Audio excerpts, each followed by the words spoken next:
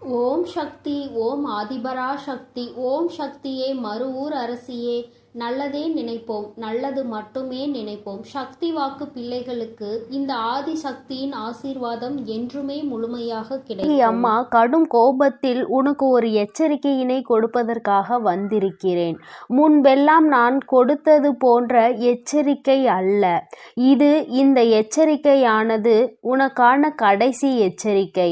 உன் வாழ்க்கை உனக்கு வேண்டுமென்றால் என் பிள்ளை, இன்று இந்த வராகி என்னுடைய கோபத்திற்கான காரணம் என்னவென்பதை தெரிந்து கொண்டு அதை நீ சரி செய்து கொள்ள வேண்டும். என் தங்கமே, அம்மா அத்தனை எளிதாக எல்லாம் என் பிள்ளையின் மீது கோபம் பட்டு விடுவது கிடையாது. எத்தனை முறை நீ என்னை பார்த்து என்னவெல்லாம் சொல்லி இருக்கின்றாய். உன் தாயானவள் என் மீது நம்பிக்கை இல்லாமல் நீ நடந்து கொண்டிருக்கிறாய்.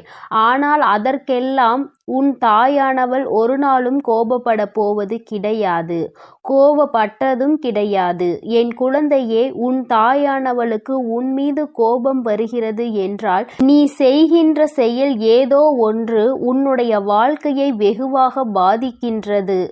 அம்மா, என் வாழ்க்கை என் கையை விட்டு செல்கின்ற நிலையில் இருந்து கொண்டிருக்கிறது என்று அழுது புலம்புகின்றாய் அல்லவா? அது சென்றதற்கான காரணம் என்னவென்பதை ஒரு முறையாவது நீ புரிந்து கொள்ள முயற்சி செய்தாயா? என் தங்கமே, மற்ற விஷயங்களாக இருக்கும் பட்சத்தில் அதற்கு காரணத்தை நீ தேட வேண்டிய அவசியம் கிடையாது. முயற்சிகளை மட்டும் மேலும் மேலும் செய்து கொண்டிருக்கலாம். இது உன்னுடைய வாழ்க்கை சம்பந்தப்பட்டது அல்லவா? இந்த வாழ்க்கை உனக்கு ஒரு கஷ்டத்தை கொடுக்கிறது என்றால் என் தங்கமே, உன்னுடைய உறவினர்கள் உன்னை விட்டு பிரிந்து செல்கின்றார்கள் என்றால் அதற்கான காரணத்தை நீ நிச்சயமாக தெரிந்து கொள்ள வேண்டும். உன்னால் தான் இது நடக்கிறதா அல்லது வேறு யாரேனும் இது போன்ற செயல் நடக்க வேண்டும் என்று செய்து கொண்டிருக்கிறார்களா என்று. என் தங்கமே, இதை நீ தெரிந்து கொண்டால் மட்டும்தான் உன் வாழ்க்கையை நீ நிச்சயமாக காப்பாற்றிக் கொள்ள முடியும் என்பதை முதலில் நீ புரிந்து கொள்ள வேண்டும். என் தங்கமே, ஒவ்வொரு நாளும் நீ ஒவ்வொரு விதமான பிரச்சனைகளை சந்தித்தாலும் சில நேரங்களில் சில பிரச்சனைகள் உனக்கு அதிகமான சந்தோஷத்தை தந்துவிடும். ஏனென்றால் இந்த பிரச்சனை வந்ததனால்தான் நமக்கு நல்ல முடிவு கிடைத்தது என்கின்ற எண்ணத்தை உனக்குள் உருவாக்கி கொடுக்கும். என் குழந்தையே, சரி, எதுவாக வேண்டுமானாலும் இருந்துவிட்டு போகட்டும். இன்று நீ செய்த தவறு என்னவென்று அம்மா உனக்கு சொல்கிறேன். என் தங்கமே, நீ ஒருவரிடத்தில் அதிகமாக நட்போடு பழகி வருகிறாய். அவர்களிடத்தில் எப்பொழுதும் உன்னுடைய மனதில் இருக்கின்ற வேதனைகளாக இருந்தாலும் சரி, சந்தோஷமாக இருந்தாலும் சரி, பகிர்ந்து கொண்டு வருகின்றாய். என் தங்கமே, இப்படி நீ செய்து கொண்டிருக்கின்ற நேரத்தில் அவர்கள் நீ பேசுகின்ற விஷயத்தை பற்றியெல்லாம் என்ன செய்து கொண்டிருக்கிறார்கள் தெரியுமா? என் குழந்தையே, அவர்கள் உனக்கு வேண்டாதவர்களிடத்தில் இந்த விஷயத்தை பற்றியெல்லாம் சொன்னார்கள். நீ எதையெல்லாம் ரகசியம் என்று நினைத்து அவர்களிடம் சொன்னாயோ அதை அவர்கள் மற்றவர்களிடத்தில் சொல்லிக் கொண்டிருக்கிறார்கள். என் பிள்ளையே, நீயோ இதை பற்றி அறியாமல் மீண்டும் மீண்டும் அவர்களிடத்தில்தான் எல்லா விஷயங்களையும் சென்று சொல்லிக் கொண்டிருக்கிறாய். இதனால் இன்று உன் வாழ்க்கையில் நடந்த மிக பெரிய பிரச்சனை என்ன தெரியுமா? என் தங்கமே, நீ உன்னுடைய துணையை பற்றி பேசிய சில விஷயங்கள் எல்லாம், அதாவது நீ சந்தோஷமாக இருக்கும் பொழுது பேசிய வார்த்தைகளை தவிர்த்து நீ உனக்கும் உன் துணைக்கும் இடையில் பிரச்சனைகள் ஏற்படும் பொழுது அவர்களிடம் அதனை பற்றி சொன்ன விஷயங்கள் எல்லாவற்றையும் அப்படியே ஒன்று விடாமல் எல்லோரிடத்திலும் அவர்கள் சொல்லிவிட்டார்கள். இந்த வார்த்தைகள் எல்லாமே இப்பொழுது உன்னுடைய துணைக்கும் தெரிய வந்ததுதான் இப்பொழுது விளைவாக இருக்கிறது. இன்று உன் வாழ்க்கையில் ஏற்பட்டிருக்கின்ற இத்தனை பிரச்சனைகளுக்கும் காரணம்.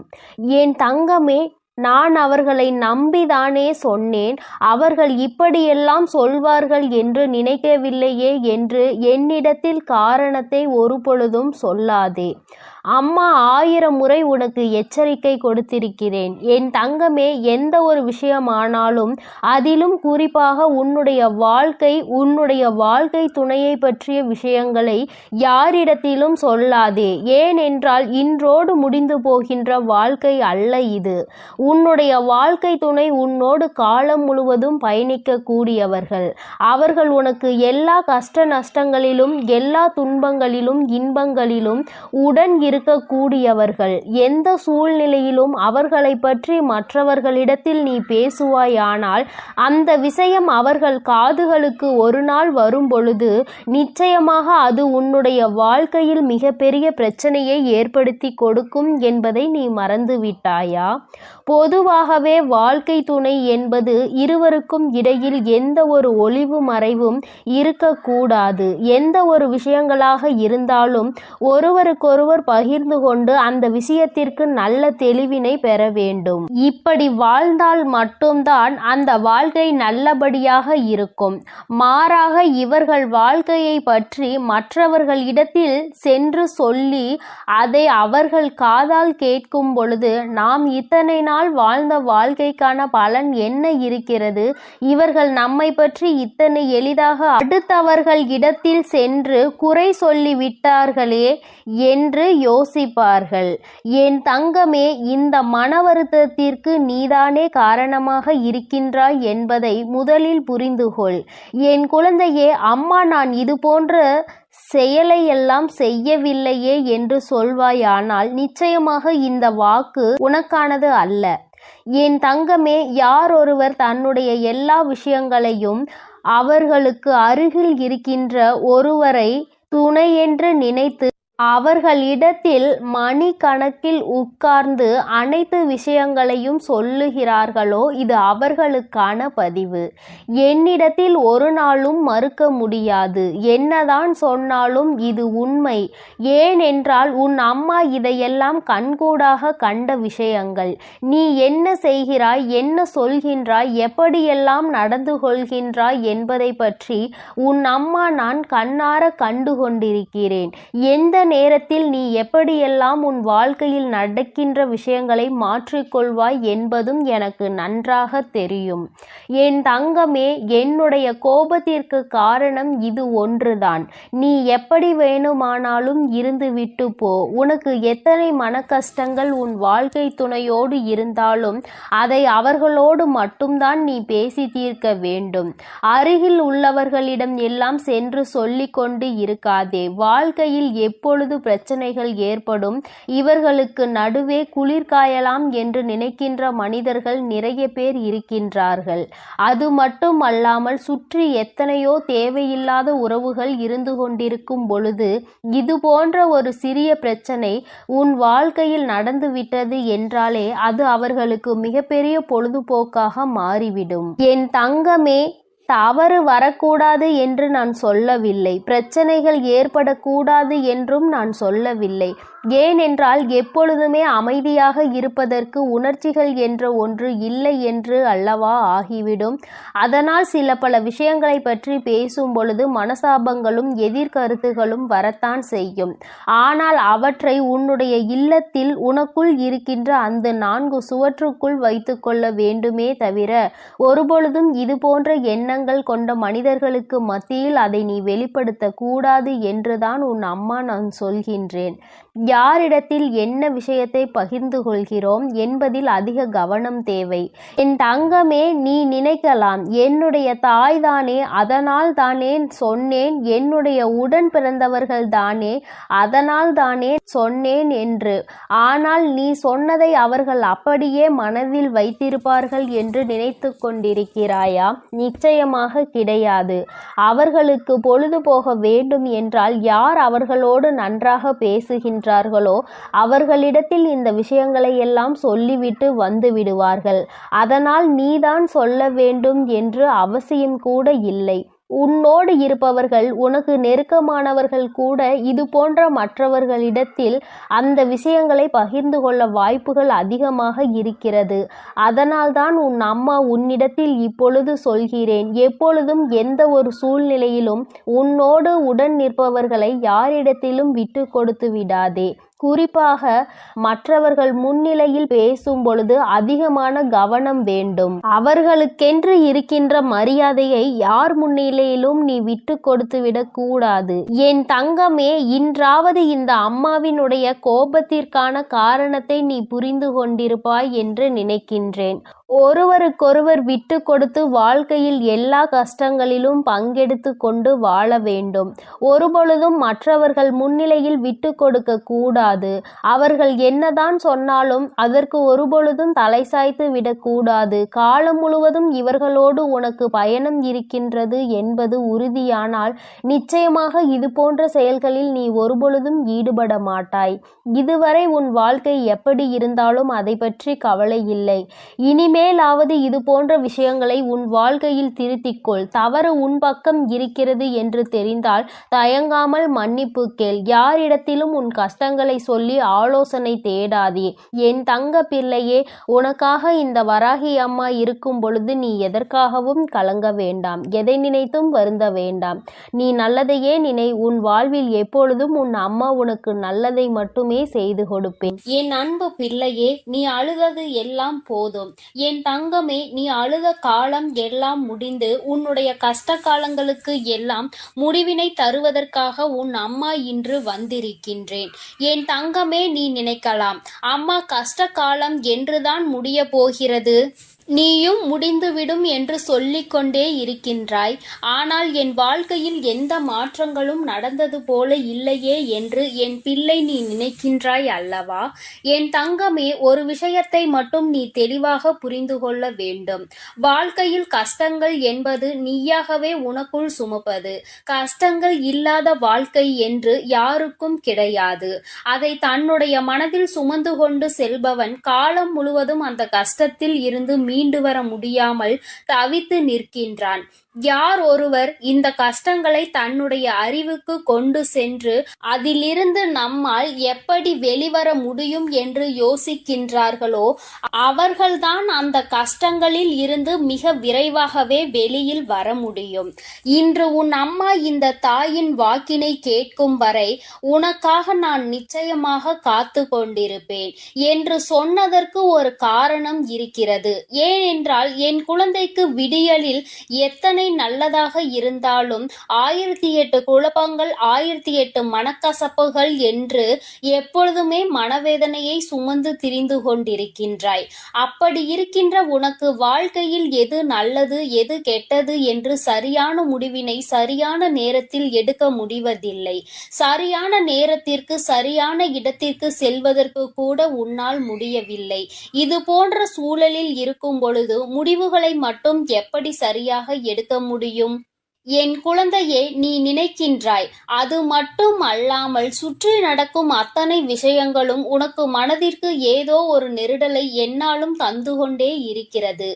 எதுவாக இருந்தாலும் நாம் சமாளித்து கொள்ளலாம் என்ற எண்ணம் உனக்குள் இப்பொழுதுதான் வர தொடங்கி இருக்கின்றது. இத்தனை நாட்களும் நீ பட்ட கஷ்டங்கள் ஏராளம், நீ அனுபவித்த சோதனைகள் ஏராளம், மன குழப்பங்கள் ஏராளம். என் குழந்தையின் மனதிற்குள் ஒவ்வொரு விஷயத்தையும் போட்டு குழப்பிக் கொள்ளும் பொழுது நிச்சயமாக உன்னுடைய மனது என்ன யோசிக்கின்றது, எதை பற்றி சிந்திக்கிறது என்பதை ஒரு தாயாக என்னால் நிச்சயமாக உணர்ந்து கொள்ள முடியும். என் தங்கமே, ஒவ்வொரு நாளும் உனக்கு இருக்கின்ற அத்தனை விதமான எண்ணங்களையும் ஒன்று திரட்டி நீ சோகத்தின் வழியே நடக்க தொடங்குகின்றாய். ஆனால் அத்தனை கவலைகளையும் தூர எறிந்துவிட்டு சந்தோஷமான பாதையில் செல்ல வேண்டும் என்று நீ ஒரு நாளுமே நினைப்பதில்லை. ஒரு விஷயத்தை தெளிவாக புரிந்துகொள். தினமுமே விடியல் என்ற ஒன்று இருக்கிறது. இந்த விடியலில் உனக்கான வாழ்க்கை என்ற ஒன்றும் இருக்கிறது. அந்த வாழ்க்கையில் 1000 மனக்கசப்புகள் இருக்கிறது, 1000 சந்தோஷங்கள் காத்து கொண்டிருக்கிறது, கோபதாபங்கள் இருக்கிறது, மனவேதனைகள் இருக்கிறது, எல்லாவற்றிற்கும் தீர்வும் இருக்கிறது. அதனால் ஒவ்வொரு நாளும் இந்த வாழ்க்கை உனக்கென்று இருக்கிறது என்பதை புரிந்துகொள். எதிலிருந்து தப்பித்தாலும் இதிலிருந்து தப்பிக்க முடியாதல்லவா? இந்த வாழ்க்கையை சந்தோஷமாக நீ வாழ்ந்துதானே ஆக வேண்டும். இந்த வாழ்க்கையில் உனக்கு கிடைத்த பல நல்ல விஷயங்களை எல்லாம் உன்னுடைய மனதிற்குள் நீ வைத்துக்கொண்டு எதையெல்லாம் உனக்கு தேவையில்லாத விஷயங்களோ அவை எல்லாவற்றையும் தூர தூக்கி எறிந்துவிட்டு நீ எப்பொழுதுமே சந்தோஷமாக இருப்பதற்கு பழக வேண்டும். என் தங்கமே, சந்தோஷம் என்பது எங்கே இருக்கிறது என்று நீ யோசிக்காதே. என் தங்கமே, சந்தோஷம் என்ற ஒன்று எல்லோருக்குமே ஒரு நாள் வாழ்க்கையில் கிடைக்கும். அதற்கு முன்னால் ஏற்படக்கூடிய அனைத்து கஷ்டங்களுமே அந்த சந்தோஷத்தை உனக்கு வெளிக்கொண்டு வருவதற்காக தான் என்பதை நீ புரிந்து கொள்ள வேண்டும். என் குழந்தையே, ஒவ்வொரு நாளும் நீ ஒவ்வொரு விதமான கஷ்டங்களை அனுபவித்து அதிலிருந்து ஒவ்வொரு விதமான சந்தோஷங்களையும் சேர்த்துதான் கற்றுக்கொண்டு வெளியில் வருகின்றாய். இன்று உனக்கு நல்லதை பேசுகிறார்கள் என்று நினைப்பவர்கள் நாளையே உன் வாழ்க்கையில் கஷ்டங்களை கொடுக்கின்றார்கள். இப்படி ஒவ்வொரு நாளும் உனக்கு மன கஷ்டங்களையும் மனக்கசப்புகளையும் கொடுத்துவிட்டு அவர்கள் மட்டும் அங்கே நன்றாக இருக்க முடியும் என்று நினைக்கின்றாயா? உனக்கு கொடுத்த கஷ்டங்களை விட பல மடங்கு அதிகமான கஷ்டங்கள் அவர்கள் வாழ்க்கையில் அவர்களை தொடர்ந்து வரும் என்பதனை நீ மறந்து விடாதே. என் தங்கமே, எல்லோருக்குமே வாழ்க்கையில் சந்தோஷமும் துக்கமும் மாறி மாறி வருவது போல உனக்கு துக்கம் அதிகமாக வருகிறது, சந்தோஷம் குறைவாக வருகிறது என்று நினைக்கின்றாய். என் தங்கமே, முதலில் கண்ணீர் சிந்துவதை நிறுத்து. அதை உன்னுடைய மிகப்பெரிய பலவீனம். அந்த பலவீனம் உனக்குள் இருப்பதனால் என்னவோ வாழ்க்கை முழுவதும் என் குழந்தை நீ கண்ணீரையும் காயங்களையும் சந்தித்து கொண்டே இருக்கின்றாய். எப்பொழுதுமே கஷ்டத்தில் துவண்டு கொண்டிருக்கின்றாய். கஷ்டம், கவலை, கண்ணீர் என்றிருந்தால் அது உன் மீது அதிகமாக ஆசைப்பட்டு உன்னை ஒட்டி கொள்ளும். உன்னை விட்டு விலகி செல்ல அது நினைக்காது. எல்லாவற்றையும் தாண்டி உன்னால் வர முடியும் என்று எப்பொழுது நீ மனதார நினைக்கின்றாயோ அப்பொழுதுதான் இவை எல்லாம் உன்னை விட்டு நீங்க ஆரம்பிக்கும் என்பதை நீ புரிந்து கொள்ள வேண்டும். என் தங்கமே, கஷ்டகாலம் முடிய போகின்ற நேரம். உன் வாழ்க்கையில் உனக்கான பல நல்ல விஷயங்கள் எல்லாம் நடக்க தொடங்கும். இத்தனை நாட்களும் எந்த ஒரு செயல்பாடும் இல்லாமல் கிடந்த விஷயங்கள் எல்லாமே இனிமேல் உனக்கு நல்லபடியாக தொடங்கும்.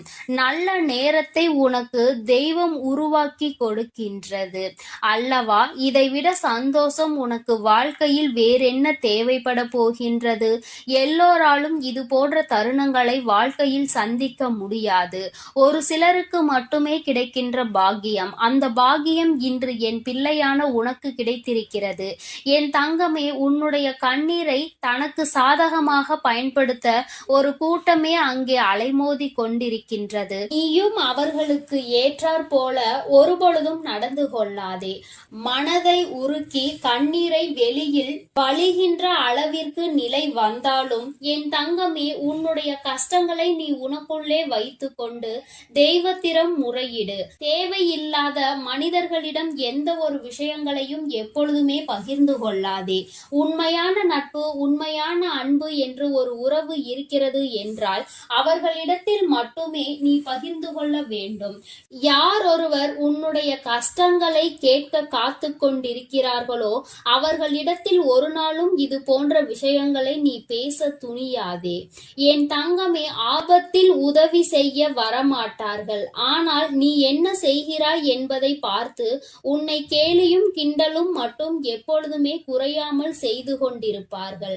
அவர்களினுடைய இந்த தவறான எண்ணங்களை அவர்களே அனுபவிப்பார்கள். அவர்களுக்கு அதற்கான தண்டனை கிடைக்க போகிறது என்பதை நீ முதலில் புரிந்து கொள்ள வேண்டும்.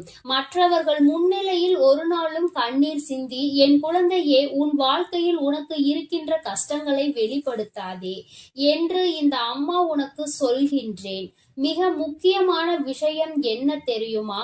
கணவன் மனைவி உறவுகளுக்கிடையில் 1000 பிரச்சனைகள் இருக்கலாம். ஆனால் அவை இன்று ஆரம்பித்து நாளை முடியும். ஒரு சிலருக்கு அடுத்த நொடியே முடிந்துவிடும். ஒரு சிலருக்கு 2 நாட்கள் எடுத்துக்கொள்ளும். ஒரு சிலருக்கு சில மாதங்கள் எடுத்துக்கொள்ளும். ஆனால் என் தங்கமே, நீ இந்த பிரச்சனைகளை எப்பொழுதும் வெளியில் சொல்லி உன்னுடைய மன கவலையை கொட்டி தீர்க்காதே. ஏனென்றால் இந்த உறவு என்பது இன்றோடு முடிய போவது கிடையாது.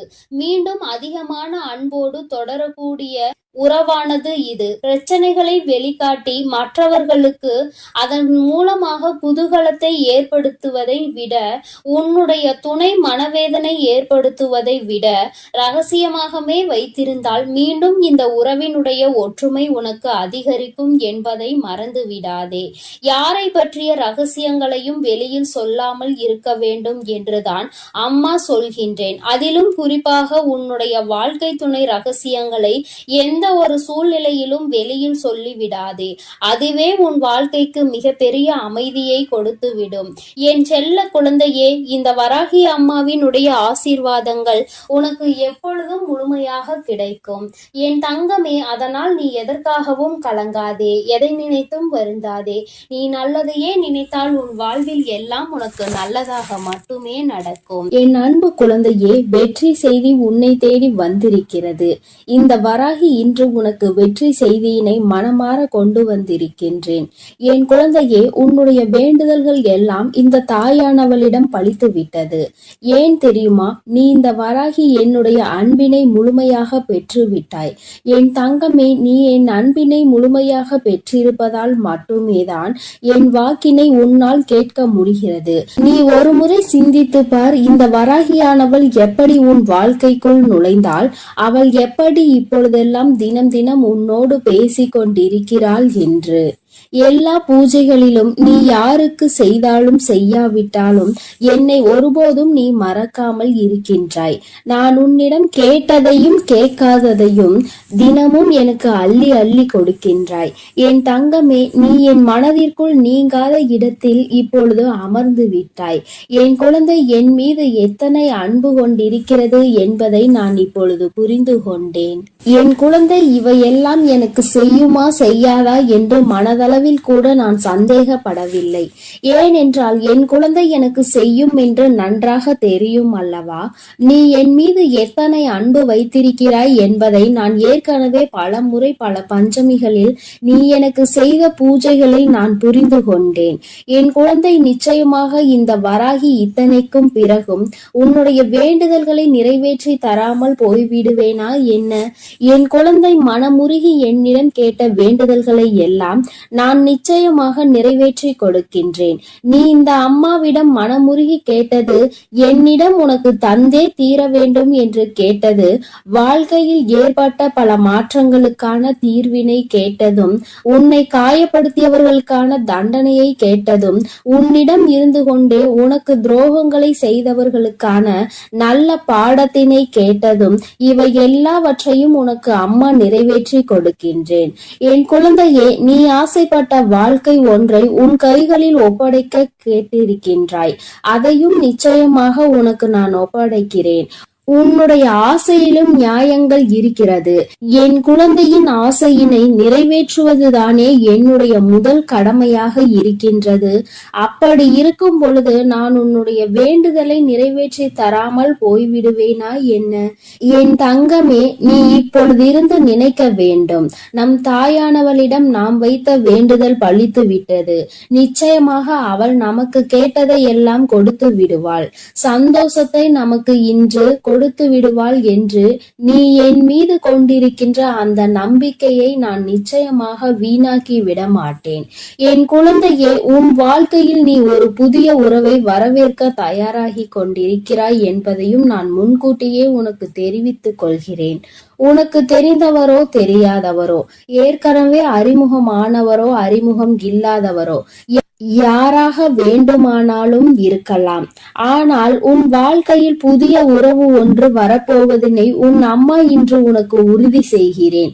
நீ அதிகபட்சமாக என்னிடம் கேட்கின்ற வேண்டுதல் நல்லதொரு வாழ்க்கை துணை, ஏற்கனவே அமைந்த வாழ்க்கை நல்லபடியாக அமையவிருப்பதும், இனிமேல் செய்ய போகின்ற தொழில், ஏற்கனவே நடத்தி கொண்டிருக்கின்ற தொழிலில் எல்லாவற்றிலும் நல்ல முன்னேற்றம், கல்வியில் சிறப்பான முன்னேற்றம், இவற்றையெல்லாம் என் குழந்தை என்னிடம் கேட்கின்றாய். என் குழந்தையே, ஒவ்வொருவரின் வேண்டுதலும் இந்த தாயானவளிடம் வலுப்பெற்று நிச்சயமாக நிறைவேற போகின்றது. எதற்காக வருந்தி நின்றாயோ, எதற்காக எத்தனை வேதனை பட்டாயோ, அதற்கான நல்லதொரு மருந்தினை நிச்சயமாக என்னிடம் இருந்து பெறப்போகின்றாய். உனக்கு கிடைக்க போகின்ற பதில் எல்லாமே உன் வாழ்க்கையில் இனிமேல் நடக்கின்ற நல்ல விஷயங்களை உனக்கு உணர்த்தி காட்டுவதற்காக மட்டுமே என்பதை நீ மறந்து விடாதே. எல்லா விஷயங்களும் உனக்கு கிடைத்தாலும் கிடைக்காவிட்டாலும் இனிமேல் நடக்க இருக்கின்ற நாட்களில் நீ அடைய நினைப்பதை நிச்சயமாக அடைந்து விடுவாய். இந்த வராகியினை துணையாக கொண்டு விட்டாய் அல்லவா? என் மீது நம்பிக்கையை அதிகமாக வைத்து விட்டாய் அல்லவா? அப்படி இருக்கும் பொழுது இனிமேல் உன் வாழ்க்கையில் நல்ல விஷயங்களை நடத்தி காட்டுவதுதானே என்னுடைய முழு பொறுப்பாக மாறி இருக்கின்றது. நான் ஒருபோதும் உன்னை கைவிட மாட்டேன். நான் இனிமேல் எப்பொழுதுமே உன் கையை விடவே மாட்டேன். விட வேண்டும் என்றும் நான் நினைக்கவும் மாட்டேன். நீ அதனால் என் மீது கொண்டிருக்கின்ற நம்பிக்கையை இதுவரை எப்படி வைத்திருந்தாயோ அதுபோல இனிமேலும் வைத்திருந்து இந்த தாயின் மீது நம்பிக்கை கொண்டு என்னை கையெடுத்து எப்படி வணங்கி இருக்கின்றாயோ அது போலவே இருந்துவிடு. என் தங்கமே, அனைத்தையும் மாற்றி உன் கைகளில் நான் கொடுத்து விடுவேன். அதுவரையில் இந்த பொறுமை உனக்கு மிகவும் அவசியமானதாக மாறிவிட்டது. வேண்டுதல்கள் பலித்து விட்டது என்று அம்மா வாக்குறுதி கொடுத்து விட்டேன். இனிமேல் அதனை நிறைவேற்றாமல் நான் ஒருபோதும் ஓய்ந்து விட மாட்டேன் என்பதை நீ நினைவில் வைத்துக்கொள். சந்தோஷம் என்பது பிரச்சனை இல்லாமல் வாழ்க்கையை வாழ்வதில் கிடையாது. எவ்வளவு பிரச்சனைகள் தான் வந்தாலும் அதை சமாளித்து வாழ்வதுதான் உனக்கான சந்தோஷம் என்பதை நீ புரிந்து கொள்ள வேண்டும். சந்தோஷம் தானாக வந்துவிடும் என்று நினைத்து விடாதே. அனைத்தையும் தாண்டி கிடைப்பதற்கு பெயர்தான் சந்தோஷம் ஆகும். என் குழந்தையே, அது இனி உன் வாழ்க்கையில் நிரந்தரமாக உனக்கு கிடைக்க போகின்றது. புன்னகையும் மௌனமும் எப்பொழுதும் மிகப்பெரிய ஆயுதங்களாக இருக்கின்றன. ஏனென்றால் புன்னகை பல பிரச்சனைகளை உனக்கு தீர்த்து வைக்கும். அதே சமயத்தில் மௌனம் என்பது பல பிரச்சனைகளை உனக்கு வரவிடாமல் தடுத்து விடும். நீ சரியான இடத்தில் புன்னகைத்தால், நீ சரியான இடத்தில் சிரித்து விட்டாலே சிலருக்கு அந்த பிரச்சனைகள் எல்லாம் காணாமல் போய்விடும். உன் முகத்தில் இருக்கின்ற புன்னகை பலரின் ஒட்டுமொத்த மனநிலையையும் மாற்றிவிடும். அதனால் பிரச்சனைகள் முடிந்து விடுவதற்கு வாய்ப்புகள் பல இருக்கின்றது. அதே சமயத்தில் உன்னுடைய மௌனமானது பலரினுடைய பிரச்சனைகளை உன்னிடம் வரவிடாமல் தடுத்து நிற்கும். உன்னை சோதித்து பார்ப்பவர்கள், உன்னை தீண்டி பார்ப்பவர்கள் எல்லாவற்றையும் தாண்டி நீ உன்னுடைய வேலை என்னவோ அதை மட்டுமே செய்து கொண்டு மௌனமாக இருந்து விட்டார். உன் அருகில் வந்து நிற்பதுக்கு கூட அவர்களுக்கு துணிவு இல்லாமல் சென்றுவிடும். அவர்களை அவமானப்படுத்தியதற்கு சமமாக மாறிவிடும். அவர்களின் நடவடிக்கை என் குழந்தையின் வாழ்க்கையில் வெற்றியும் நிரந்தரமாக கிடைக்கும். தோல்வியும் வெற்றியும் நிரந்தரம் கிடையாது. ஆனால் இந்த வாழ்க்கையை நீ வாழ்வதற்காக முன்னேறுகின்ற இந்த போராட்டம் மட்டுமே உனக்கு எப்பொழுதும் நிரந்தரமாக இருந்து கொண்டிருக்கும். இதுவரை அப்படிதான் இருந்து விட்டது. இனிமேல் உன் வாழ்க்கையில் இந்த போராட்ட காலம் முடிந்து நீ நல்லதொரு வெற்றியின் படியில் அமர போகின்றாய். ஒவ்வொரு படியையும் நீ இப்பொழுது கடந்து வரும் பொழுது உனக்கான வெற்றி என்பது அங்கு பட்டிருக்கிறது என்பதை நீ மறந்து விடாதே. வாழ்க்கையில் எதையும் நீ தேடி அலையாதே. உனக்கு தகுதி என்ற ஒன்று இருக்குமானால் நிச்சயமாக அதுவெல்லாம் உன்னை தேடி வந்துவிடும் என்பதையும் நீ மறந்து விடாதே. வாழ்க்கை நீ நினைத்தது போல ஒருபோதும் இருக்காது. ஆனால் நீ நினைத்தது போல அதனை மாற்றியமைக்க உன்னால் முடியும். அந்த சக்தி உனக்குள் இருக்கின்றது. அதற்கு முயற்சி எடுத்தால் மட்டுமே நடக்கும் என்பதை நீ மறந்து விடாதே. நீ எப்பொழுதுமே உன் மனதிற்குள் சரி, உன்னுடைய வாயிலும் சரி, உச்சரிக்க வேண்டிய ஒரே ஒரு வாக்கியம் என்ன தெரியுமா? என்னால் முடியும் என்பதுதான். என்னால் முடிகின்ற காரியம் வேறு யாராலும் முடியாது. நான் முடிக்கவில்லை என்றால் அது வேறு யாராலும் முடிக்க முடியாது என்ற தன்னம்பிக்கை உனக்குள் எப்பொழுதும் இருக்க வேண்டும். வெற்றிக்கு அருகில் வந்துவிட்ட பிறகு எப்பொழுதும் அதிலிருந்து நீ நழுவிவிடக் கூடாது. தனியாக இருக்கும் பொழுது எப்பொழுதுமே ஏதாவது ஒன்றை சிந்தித்து கொண்டிருப்பதும், எப்பொழுதும் கூட்டத்தோடு நிற்கும் பொழுது பேசுகின்ற வார்த்தைகளிலும் கவனமாக இருக்க வேண்டும்.